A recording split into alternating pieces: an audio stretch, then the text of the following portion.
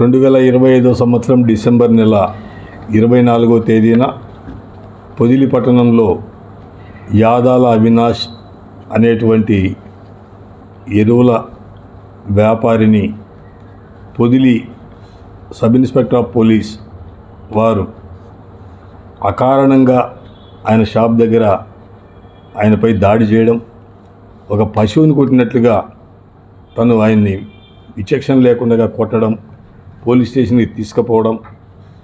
తన తండ్రికి ఆ విషయం తెలిసి తండ్రి అయినటువంటి కోటేశ్వరరావు గారు పోలీస్ స్టేషన్కి వెళ్తే ఆయన వయసును కూడా గౌరవించకుండా, ఆయన వయసును కూడా పరిగణలోకి తీసుకోకుండా ఆయనను కూడా దూషించి కొట్టడం అనేది జరిగింది. అది జరిగిన తదుపరి తెలుగుదేశం పార్టీ వాళ్ళు ఆ దెబ్బలు తట్టుకోలేక ప్రభుత్వ ఆసుపత్రికి పోతే, ప్రభుత్వ ఆసుపత్రికి పోతారా మీరు, నా మీద కంప్లైంట్ చేస్తారా అని చెప్పేసి సదరు ఎస్ఐ గారు మళ్ళీ అతన్ని తీసుకొని వచ్చి అతన్ని కొట్టడము, రాత్రి 12:30 దాకా ఉంచుకోవడం, ఇవన్నీ కూడా జరిగింది. అకారణంగానే ఇవన్నీ జరిగినాయి.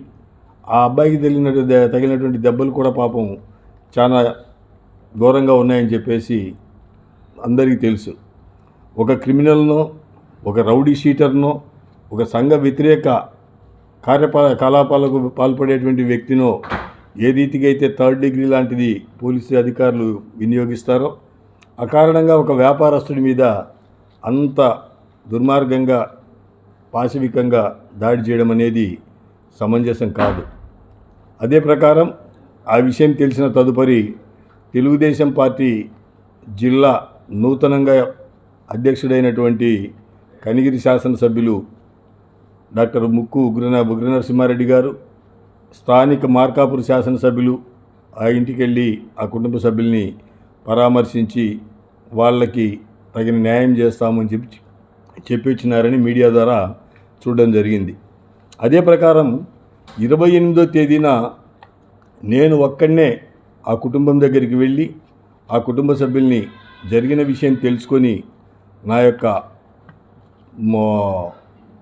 సానుభూతిని వాళ్ళకు తెలియపరిచి బయటకు వచ్చిన తర్వాత మీడియా సోదరులు కూడా కోరినారు ఏమన్నా దీని గురించి మాట్లాడతారా అని.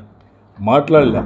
కారణం ఏమంటే ఇది రాజకీయంగా దారి తీస్తుంది, ఆ రాజకీయంగా దారి తీయకూడదు అనే ఉద్దేశంతో నేను ఒక్కడనే వాళ్ళ ఇంటికి వెళ్ళిన. మా నాయకులు ఎవరిని కూడా తీసుకొని వెళ్ళలే. ఆ కుటుంబానికి న్యాయం జరగాల, మేము ఆడికి వెళ్ళినామని అంటే ఇది రాజకీయంగా మేమేదో చేస్తున్నామని చెప్పేసి మా మీద వంకబెట్టి వీళ్ళు అసలు విషయాన్ని పక్కదారి పట్టిస్తారు ఈ అధికార పార్టీలో ఉన్నటువంటి వాళ్ళని చెప్పేసి భావనతోటి నేను దాని జోలికి పోకుండా కేవలం నా యొక్క సానుభూతిని వ్యక్తిగతంగా వ్యక్తపరిచి వచ్చేసిన. 29వ తేదీన ఆ జరిగినటువంటి అమానుషమైనటువంటి దాడిని నిరసిస్తూ, ఖండిస్తూ ఆ కులాన్ని ఆర్యవైశ్య కులానికి చెందినటువంటి యావత్ సోదరులు, సోదరిమణులు పార్టీలకు అతీతంగా అందరూ కలిసికట్టుగా ధర్నా ఏర్పాటు చేసుకోవడం, దానికి మద్దతుగా ఆ ధర్నాలో కులాలకు, మతాలకు, పార్టీలకు అతీతంగా అన్ని వ్యాపార సంస్థలకు చెందిన వారు కూడా మద్దతు తెలిపి వాళ్ళు కూడా ఆ రోజు బంద్ను పాటించి వాళ్ళ దుకాణాలన్నీ కూడా మూసి ధర్నా కార్యక్రమం చేపట్టి ఇక్కడ గౌరవ తహసీల్దార్ గారికి, గౌరవ సిఐ గారికి, అలాగే ఒంగోలు వెళ్ళి ప్రకాశం జిల్లా ఎస్పీ గారికి కూడా వాళ్ళు రిప్రజెంటేషన్ ఇవ్వడం జరిగింది. ఆ తర్వాత మీడియాలో చూసిన నేను దీని మీద గౌరవ ముఖ్యమంత్రి గారు, హోంమంత్రి గారు, ఈ జిల్లాకు చెందినటువంటి సాంఘిక శాఖ మంత్రి గారు, తెలుగుదేశం పార్టీ శాసనసభ్యులు అందరూ కూడా మేము మద్దతుగా ఉన్నాం, నీకు ఎలాంటి ఇబ్బంది లేదు, నీకు మీ కుటుంబానికి న్యాయం చేస్తాం, ఆ తప్పు చేసినటువంటి పొరపాటు చేసినటువంటి అధికారి మీద చర్యలు తీసుకుంటామని చెప్పేసి చెప్పినట్టుగా మీడియాలో చూసినాం. సంతోషపడిన. కారణం ఏంటంటే ఒక వ్యాపార వర్గానికి చెందినటువంటి వ్యక్తిని పోలీసు అధికారి విచక్షణారహితంగా ప్రవర్తించిన దానికి ఇంతమంది మద్దతు తెలిపినారు. చాలా సంతోషం. ఇది ముఖ్యమంత్రి గారి స్థాయిలో పోయింది. స్వయానా హోమ్ మినిస్టర్ గారే ఆ బాధితులతో మాట్లాడినారు. వాళ్ళకు న్యాయం జరుగుతుంది. నేను ముందు తీసుకున్న నిర్ణయము మంచి నిర్ణయమే. నేను వ్యక్తిగతంగానే పోయినా, ఇది పార్టీలో పోయింటే వంకబెట్టి ఉండేవాళ్ళు, అది లేకుండా పోయినాం కాబట్టి ఆ కుటుంబానికి, ఆ బాధితులకు ఇబ్బంది లేకుండా న్యాయం జరుగుద్దిలే అని చెప్పేసి నేను భావించిన. అదే రోజు ఆ అవినాష్ తండ్రి గారు అయినటువంటి కోటేశ్వరరావు గారు చెప్తా ఉన్నారు, నేను ఎన్టీ రామారావు గారు పార్టీ పెట్టినప్పటి నుంచి తెలుగుదేశం పార్టీలో ఉన్నా, చంద్రబాబు నాయుడు గారు పార్టీ టేక్ ఓవర్ చేసినా కూడా నేను అదే పార్టీలో ఉన్నా, నేను ఆ పార్టీ సానుభూతి పరుణ్ణి, నాకు ఈ రీతిగా అన్యాయం జరిగిన దానికి ఇంతమంది పెద్దలు నాకు నా కుటుంబానికి అండగా ఉన్నందుకు నేను చాలా సంతోషపడతా ఉన్నాను, దీనన్నిటికీ కూడా నేను చాలా ఆనందపడుతున్నానని చెప్పేసి పాపం ఆయన ఆనందాన్ని వ్యక్తపరిచినాడు.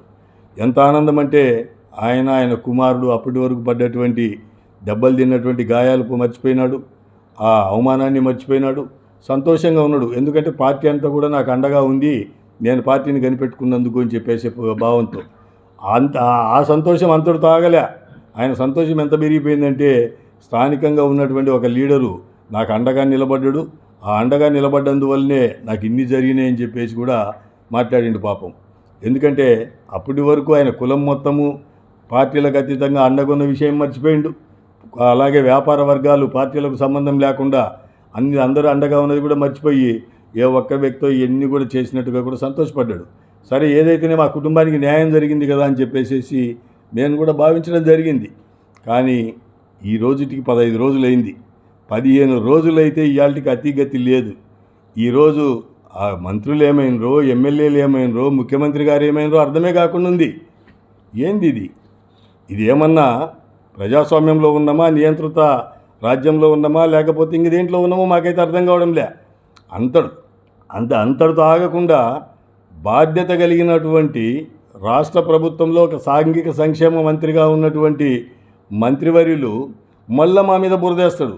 వైఎస్ఆర్ కాంగ్రెస్ పార్టీ వాళ్ళు ఏదో ఇది రాజకీయం చేస్తూ ఉన్నారు, ఈ రాజకీయం చేసేదానికి ఇన్ని చేస్తూ ఉన్నారు, మా ముఖ్యమంత్రి గారు, మా హోమ్ మినిస్టర్ గారు, మేము ఆ కుటుంబానికి అండగా ఉన్నాం, న్యాయం చేస్తామని.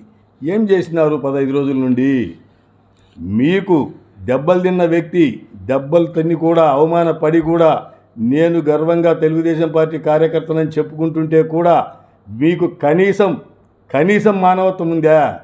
కనీసం మానవత్వం ఉంటే మామూలుగా పశువును బాధినట్టుగా ఆ రీతిగా బాధిండే ఆయన ఎస్ఐ గారు దాని మీద చర్యలు తీసుకోరా? మా పార్టీ వాళ్ళకైతే మమ్మల్నే కొడతారు, మా మీదనే తప్పుడు కేసులు పెడతారు. మీ నాయకుడిని, మీ కార్యకర్తకు అన్యాయం జరిగినా కూడా మీరు చేసే న్యాయం ఇదేనా? అతను పాపం అంత గర్వంగా చెప్పుకుంటుంటే కూడా 15 రోజులైతే ఒక ముఖ్యమంత్రి గారు, హోమ్ మినిస్టర్ గారు, మీరు శాసనసభ్యులు ఇంతమంది మేము అండగా ఉన్నామన్నారే, ఏం చేసినారు ఇప్పటి వరకు? 15 రోజులైతే అవినాష్ తప్పు అయ్యే మాట అయితే అవినాష్ మీదన్న కేసు పెట్టి ఉండాలా, లేదా ఎస్ఐ గారిది తప్పు మాట అయితే ఈ రీతికి ఉండేదా? 15 రోజులైతే ఒక ముఖ్యమంత్రి గారు దీంట్లో జోక్యం చేసుకొని తీవ్రంగా ఆయన సీరియస్గా ఉన్నాడని చెప్పేసి స్క్రోలింగ్ వస్తుంది, మీరు చెప్తారు, అందరూ చెప్తారు. ఏది మీరు చేసిన న్యాయము? ఆ బాధితుడికి జరిగినటువంటి న్యాయం ఏంది? ఇది ఏమాత్రం సమంజసం కాదు. మేము రాజకీయంగా జరగకూడదు, ఏదో జరిగినాయి మీరే సవరిస్తారు, ఎవరికైతే తప్పు చేసినారో ఆ తప్పు చేసినటువంటి వ్యక్తిని శిక్షిస్తారు, ఆ దెబ్బతిన్నటువంటి వ్యక్తులకి న్యాయం చేస్తారు, వాళ్ళ గౌరవాన్ని కాపాడతారని చెప్పేసి భావించినాం. ఏంది మీరు చేసింది? వందల మంది రోడ్డెక్కి ధర్నా చేసి కులాలకు అతీతంగా వ్యాపార వర్గాలన్నీ కలిసికట్టుగా పార్టీలకు అతీతంగా ముందుకెళ్ళి న్యాయం చేయమంటే కూడా చేయలేని దౌర్భాగ్య పరిస్థితుల్లో ఉన్న మీరు వైఎస్ఆర్ కాంగ్రెస్ పార్టీ నాయకుల గురించి, మా పార్టీ గురించి మాట్లాడే హక్కు, అర్హత మీకు లేదు అని చెప్పేసి వివరిస్తూ ఉన్నా. అలాగే ఆర్యవైశ్య కులానికి చెందినటువంటి పెద్దలు కూడా, రాష్ట్ర వ్యాప్తంగా ఉన్న వాళ్ళందరికీ కూడా నమస్కరించి విజ్ఞప్తి చేస్తూ ఉన్నా. ఈ రాష్ట్రంలో మీ భావాల ప్రకారం ఎవరైనా, ఏ వ్యక్తులైనా, ఏ కులం వాళ్ళైనా మీ ఆలోచన విధానం ప్రకారము మీకు ఎవరికి కావాలంటే వాళ్ళకు ఓటు వేసుకునేటువంటి స్వేచ్ఛ ప్రతి ఒక్కరికి ఉన్నింది. ప్రతి ఒక్కరిలాగే ఆర్యవైశ్యులకు కూడా ఉన్నింది. కానీ మొదటి నుండి కూడా ఆర్యవైశ్యులు ఎందుకో తెలుగుదేశం పార్టీ అంటే అభిమానం ఎక్కువ చూపిస్తారు. అది మీ ఇష్టం, మేము కాదంటంలే. కానీ వైఎస్ఆర్ కాంగ్రెస్ పార్టీకి మీరు ఆదరించింది తక్కువ పర్సెంట్ ఉన్నప్పటికీ కూడా ఏ రోజు కూడా జగన్మోహన్ రెడ్డి గారి 5 సంవత్సరాల పరిపాలనలో ఆర్యవైశ్యులకు ఇంత నీచంగా, ఇంత ఘోరంగా, దుర్మార్గంగా జరగలేదు. జరిగితే ఆయన జగన్మోహన్ రెడ్డి గారు ఒప్పుకోలేదు. ఆయన తరఫున ఉన్నటువంటి బాధ్యులు, ఆయన తరఫున ప్రతినిధులుగా ఉన్నటువంటి మేము కూడా ఏ రోజు కూడా ఉపేక్షించలే. గమనించండి, మీకు ఎవరు మేలు చేస్తున్నారు, ఎవరి ద్వారా మీరు గౌరవం పొందుతున్నారు. ఎవరి ద్వారా మీకు అన్యాయం జరిగిందో దయచేసి గమనించండి. ఒక పొదిలి గురించే కాదు నేను మాట్లాడేది, అన్ని విషయాలు కూడా బేరీజు వేసుకోండి. మంచిని ఆదరించండి. మీ భావాలు మీకు ఉంటే ఉండొచ్చు, మంచిని ఆదరించడం అనేది బాగుంటుంది. అలాగే మార్కాపూర్ నియోజకవర్గంలో ఉన్నటువంటి ఆర్యవైశ్య సోదరులకు కూడా ప్రత్యేకంగా విజ్ఞప్తి చేస్తూ ఉన్నా, ఎక్కడైనా సరే జగన్మోహన్ రెడ్డి గారి పార్టీ కావచ్చు, చంద్రబాబు నాయుడు గారి పార్టీ కావచ్చు, ఏ పార్టీ అయినా కావచ్చు, చిన్న సంఖ్యాపరంగా ఉన్నటువంటి కులాలకు ఇచ్చేటువంటి సీట్లు రాష్ట్రంలో ఎక్కడైతే ఆ సంబంధిత వ్యక్తికి సంబంధించినటువంటి కులాలకు చెందిన ఓట్లు ఎక్కువ ఉంటాయో, చెప్పుకోదగిన స్థానంలో ఉంటాయో అక్కడ ఇస్తారు. ఎందుకంటే సంఖ్యాపరంగా ప్రతి గవర్నమెంట్లో కూడా లేదా ప్రతి పార్టీలో కూడా అన్ని కులాలను కలుపుకొని పోవాలన్నటువంటి భావాలతోటి ఎందుకు ఇస్తారు? అక్కడ ఉన్నటువంటి ఆ ప్రజలు రాష్ట్రం మొత్తం మీద కూడా ఎక్కడ ఇవ్వలేదు కాబట్టి ఏళ్ల మీద లెక్కేసినట్టుగా రాష్ట్రం మొత్తం మీద 1, 2, 3, 4 ఆ సంఖ్య ఇస్తుంటారు. కాబట్టి వాళ్ళు పార్టీలకు అతీతంగా ఆదరిస్తారనేటువంటి భావంతో, అదే భావంతో జగన్మోహన్ రెడ్డి గారు కూడా నన్ను ఇక్కడికి పంపించినారు. సరే, మీ భావాల ప్రకారము ఇది ప్రకారం మీరు ఓట్లు వేసుకున్నారు, మేము దాన్ని తప్పుపట్టడం లేదు. కానీ గతంలో కన్నా మిన్నగా మన ఇళ్లలో పేరంటం జరిగితే బొట్టు పెట్టి కుంకుమభరణ తీసుకుపోయి బొట్టు పెట్టి పేరంటానికి పిలిచినట్టుగా పిలుచుకొని వచ్చి ఓట్లు వేయించినారు. అట్లాగే నేను అన్నారాంబాబు ఓడిపోయిన తర్వాత పాపం కొబ్బరికాయలు కొట్టించినారు. సంతోషం, మీకు ఆ పార్టీ మీద ఆ నాయకుల మీద మీకు అంత అభిమానం ఉన్నింది, మేము కాదంటం లేదు. కానీ గతంలో ఆ రీతిగా చేయలేదే. ఈరోజే అన్నారాంబాబు వస్తే ఈ రీతిగా చేసినారే. ఈ రీతిగా చేస్తే అన్నారాంబాబు ఏమన్నా ఆ కులానికి ఏమన్నా మచ్చ తెచ్చినాడా? ఏమన్నా రాజకీయంగా అన్నారాంబాబు కొత్తగా రాజకీయాల్లోకి వచ్చినాడా? మీ పక్క నియోజకవర్గంలోనే 2 దఫాలు గిద్దలూరు నియోజకవర్గ ప్రజల ఆశీస్సులతోటి శాసనసభ్యుడిగా గెలిచినాడే. ఏమన్నా కులానికి మచ్చ తెచ్చినాడా? సమాజానికి ఏమన్నా నష్టం కలిగించే వ్యక్తి అన్నారాంబాబు? అవన్నీ కూడా గమనించుకోకుండా మీరు చేసిన దానికి కూడా ఇబ్బంది ఏం లేదు. మీ భావాల ప్రకారం చేసిండు. ఇంత సంఘటన జరిగినప్పుడు, మీరు ఈ పార్టీని ఇంత ఆదరించినప్పుడు, ఇంత దుర్మార్గంగా ఈ కులానికి చెందినటువంటి వ్యక్తిని ఇంత దుర్మార్గంగా ఈ ప్రభుత్వంలో మీరు గెలిపించుకున్నటువంటి నాయకులు ఉన్నటువంటి ఈ ప్రభుత్వంలో ఇంత దుర్మార్గం జరిగితే మీరు ఆలోచన చేయరు. దయచేసి ఆలోచన చేయండి. ఇప్పటికైనా తెలుసుకోండి ఎవరు ఏ రీతిగా ఉంటారు, ఎవరు మీ ఓట్లను పొంది నాయకులైన తర్వాత ఈ రీతిగా ప్రవర్తిస్తారనేది కూడా తెలుసుకోండి. రాష్ట్ర దగ్గర నుంచి జిల్లా దగ్గర నుండి నియోజకవర్గం కూడా ప్రతి ఒక్కళ్ళు గమనించుకోండి. ఏ ఒక్కరికైనా సరే జగన్మోహన్ రెడ్డి గారి పార్టీ అది ఎంత ఏ కులమైనా అండగా నిలబడింది. కానీ ఈరోజు మీ ఓట్లతోటి అధికారంలోకి వచ్చినటువంటి వీళ్ళు మీకింత దుర్మార్గం జరిగితే 15 రోజులైనా కూడా ఈ రోజుటి వరకు కూడా ఆ అబ్బాయికి ఆ కుటుంబానికి న్యాయం చేయలేదంటే ఆలోచన చేయండి. మీరేదో ఒక నాయకుడు ఉన్నాడు, ఆ నాయకుడు చెప్పిన ప్రకారం నడుచుకుంటాం, ఆ నాయకుడు చెప్పిందే వేదం అంటే మిమ్మల్ని అందరినీ తాకట్టు పెడుతున్నారు ఈ నాయకులు అనేది కూడా గమనించుకోవడం ద్వారా వాస్తవాలు తెలుసుకొని ఎంత అన్యాయం జరుగుతుందో గమనించి దాని ద్వారా ముందుకు పోండి అని చెప్పేసి వాళ్ళకు కూడా నమస్కరించి విజ్ఞప్తి చేస్తూ ఉన్నా. నేనేం నిష్ఠూరం మాట్లాడడంలే. మీరు గతంలో అట్నే కొబ్బరికాయలు కొట్టుంటే మాకేం బాధలే. అట్నే బొట్టు పెట్టి పేరంటాలో పిలిచి అన్నారాంబాబును ఓడించినట్టుగానే గతంలో కూడా మీరు అదే ప్రకారం చేసింటే బాధ లేదు. కానీ ఇవాళ అన్నారాంబాబు వచ్చేటప్పటికే మీకు ఇంత ఎందుకు ఇదైందో నాకైతే అర్థం కాల. మీ ఇష్టం అది, దానికేం అభ్యంతరంలే. కానీ ఈ రోజుటికైనా కానీ ఇంతమంది మీరు వందల సంఖ్యలో వేలాదిగా రోడ్డెక్కినా కూడా 15 రోజులైతే కూడా 1 గంట సేపట్లో తీసుకోవాల్సినటువంటి నిర్ణయాన్ని 15 రోజులైతే కూడా మీరు ధర్నా చేసి ఇప్పటికీ 10 రోజులైతే కూడా ఏమీ జరగలేదు అంటే ఎంత దుర్మార్గంగా ఈ ప్రభుత్వం ఉందో ఆలోచన చేసుకోండి అని చెప్పేసి వారికి విజ్ఞప్తి చేస్తూ ఉన్నా. అలాగే గౌరవ మంత్రి గారికి ఇంకొక విషయం కూడా చెప్తా ఉన్నా. అయ్యా మంత్రి గారు, మీకు ఒక పెద్ద పదవిలో ఉన్నారు, రాష్ట్ర బాధ్యతలు నిర్వర్తిస్తున్నారు. మీరు ఎంతసేపు ఉన్నా కూడా వైసీపీనో మమ్మల్నో విమర్శించుకుంటా కూర్చోవడం కాదు, ప్రజలకు న్యాయం చేయండి.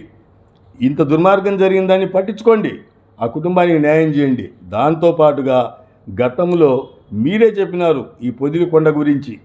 పొదిలికొండ సంతోషకరమైన విషయం నేను చెప్తా ఉన్నా.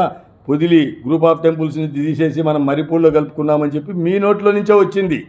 మీ నోట్లో నుంచి వచ్చినప్పుడే మేము ప్రజల తరపున నిలబడి అయ్యా ఇది ధర్మం కాదు, పొదిలికొండ అనేది పొదిలి రెవెన్యూలో ఉన్నింది కాబట్టి మీరు ఏదో జిల్లా ఇస్తామంటున్నారు కాబట్టి మీరు ఈ రీతిగా మారుస్తే, మీరు జిల్లాది మారుస్తే సమంజసం కాదు, ఇది ప్రజలకు ఉన్నటువంటి అవినాభావ సంబంధము, ప్రజలకు ఉండేటువంటి ఆవేదనను అర్థం చేసుకోండి, వారి యొక్క మనసును గుర్తించండి, పొదిలి ప్రాంతంలో ఉన్నటువంటి దాన్ని పొదిలి కిందనే ఉంచండి అని చెప్పేసి ఆ రోజు చెప్పినాం. దాన్ని మీరు మమ్మల్ని విమర్శిస్తూ ఉన్నారు. అలాగే మార్కాపురం శాసనసభ్యులు వారు మాట్లాడతారు, ఎగతాళిగా మాట్లాడతారు. ఆయన మాట్లాడితే మేమంటే ఎగతాళి, మమ్మల్ని అంటే తిట్టడం అంటే ఆయనకు మరే సరదా. పొదిలికొండ ఆడిగిపోదు ఆన్నే ఉంది, లేదా నరసింహస్వామి ఆడిగిపోడు ఆన్నే ఉంటాడంటాడు. మేము పొదిలికొండ తీసుకుపోయి ఒక ఆయన ఇంటి దగ్గర పెట్టుకున్నాడనో, నరసింహస్వామిని తీసుకుపోయి మీ ఇంట్లో పెట్టుకున్నామని మేము అనలేదు ఎమ్మెల్యే గారు. మేము మాట్లాడింది పొదిలికొండ మీద ఉన్నటువంటి గుడి అయితేనేమి, పొదిలికొండ ప్రాంతం అయితేనేమి పొదిలి రెవెన్యూలో ఉన్నింది కాబట్టి ఈ ప్రాంతంలోనే ఉంచండి, ఈ జిల్లా విడిపోతుంది కాబట్టి జిల్లా అవతలికి పోతే ఆ ఉన్న ఒక్క స్వామిని కూడా పక్కకు పోతాడు, ఈ మనోభావాలకు సంబంధించిన విషయం అని చెప్పినమే తప్ప మిమ్మల్ని విమర్శించాలని కాదు. ఇప్పటికైనా మేమేం విమర్శించడం లేదు మీ ఇద్దరిని కూడా. ఇప్పటికైనా దయచేసి ఇప్పటి వరకు పొదిలికొండ ప్రాంతం ఉన్నటువంటి పొదిలి ప్రాంతాన్ని, ఆ కొండ ప్రాంతాన్ని పొదిలి రెవెన్యూలో ఉన్నింది ఇప్పటి వరకు, అది అలాగే కొనసాగించి మీరు నూతనంగా ఇచ్చినటువంటి ఆ మార్కాపూర్ జిల్లాలోనే ఆ టెంపుల్ ఉండేలాగా మాకు కూడా ఒక స్వామి ఆశీస్సులు ఉన్నాయని చెప్పి మేము తృప్తి పడేలాగా మాకు సహకరించమని చెప్పేసి వాళ్ళకు కూడా విజ్ఞప్తి చేస్తూ ఫైనల్గా చెప్తా ఉన్నా, ఇప్పటి వరకు మేము రాజకీయంగా మాట్లాడలేదు. ఈ యాదాల అవినాష్ వాళ్ళ తండ్రి గారి మీద జరిగినటువంటి విషయాన్ని ఇప్పటికైనా మీరు సంబంధిత అధికారులతో మాట్లాడి ముఖ్యమంత్రి గారి స్థాయిలో దృష్టి పెట్టిండ్రు కాబట్టి వెంటనే అవినాష్ది తప్పుంటే అవినాష్ మీద కేసు కట్టేయండి, లేదా ఎస్ఐ గారిది తప్పుంటే కేసు రిజిస్టర్ చేసి శాఖాపరమైనటువంటి చర్యలు ఎస్ఐ గారి మీద తీసుకోండి. ఈ రెండు మీరు చేయని పరిస్థితుల్లో మీరు ఏదైతే ఇప్పటి వరకు మేము గమనున్నోళ్ళని మీరు ముళ్ళుగెర్ర పెట్టుకొని వైసీపీ వాళ్ళు అన్నారో, ఖచ్చితంగా ఆ కుటుంబానికి అండగా నిలబడేదానికి, అటువంటి కుటుంబాలకు ఎక్కడైనా అన్యాయం జరిగితే ప్రశ్నించేదానికి వైఎస్ఆర్ కాంగ్రెస్ పార్టీ ఎప్పుడు సిద్ధంగా ఉంటుంది. దయచేసి అంతవరకు తెచ్చుకోవద్దు అని చెప్పేసి విజ్ఞప్తి చేస్తూ సెలవు తీసుకుంటా ఉన్నాం.